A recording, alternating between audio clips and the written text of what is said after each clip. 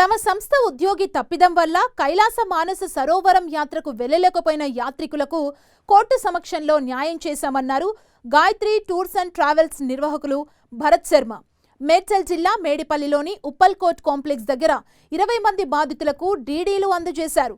2024లో Gayatri travels ఆధ్వర్యంలో కైలాస మానస సరోవరం యాత్రకు సంబంధించి కొంతమంది కస్టమర్లను ఆ సంస్థకు చెందిన మాజీ ఉద్యోగి డబ్బులు వసూలు చేసి మోసం చేశాడు.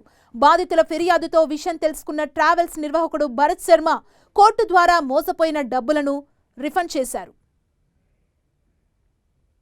2024 సంవత్సరంలో మా దగ్గర ఒక అనిల్ కుమార్ అనేటువంటి ఒక వ్యక్తి ఆఫీస్లో ఎంప్లాయీగా పనిచేస్తూ కొద్దిగా డబ్బు తీసుకొని కస్టమర్స్వి అతని యొక్క ఆచూకీ కోసం మేము పోలీస్ స్టేషన్లో కంప్లైంట్ ఇస్తే తను ఈ యొక్క తప్పిదాన్ని కవర్ చేసుకోవడానికి కస్టమర్స్ అందరినీ కూడా వారి కాంటాక్ట్స్ అన్ని కూడా అపహరించి వారందరినీ రప్చర్ చేసి ఇలా ఏదో పెద్దగా మోసం జరిగిందని క్రియేట్ చేసి మా పట్ల తప్పుడు సమాచారాన్ని ప్రచురింపజేసి చివరికి మీడియాలో వాటిలో ఈవెన్ కేసుల రూపం వరకు వెళ్ళి విషయం అంతా కూడా రప్చర్ చేయడం జరిగింది.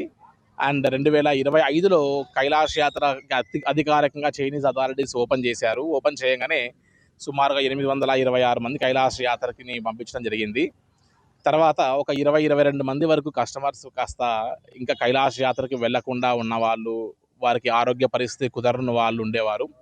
సో అటువంటి వారికి కూడా ఇవాళ అంటే 2026 మార్చ్ 14వ తారీఖు నాడు ఇవాళ ఆ యాత్రికులందరికీ కోర్టు సమక్షాన ఇలా డీడీస్ అవన్నీ కూడా ఇవ్వడం జరిగింది.